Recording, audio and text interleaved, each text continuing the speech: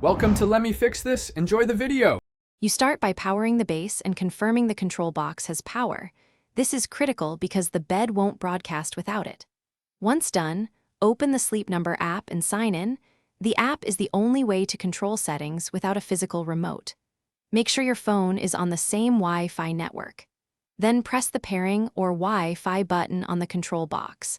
This puts the bed into discovery mode so the app can find and link to it.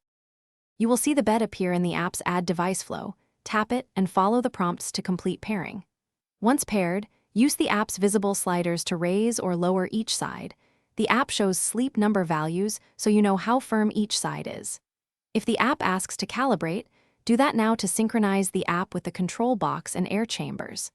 This step stabilizes pressure and prevents drift during future adjustments.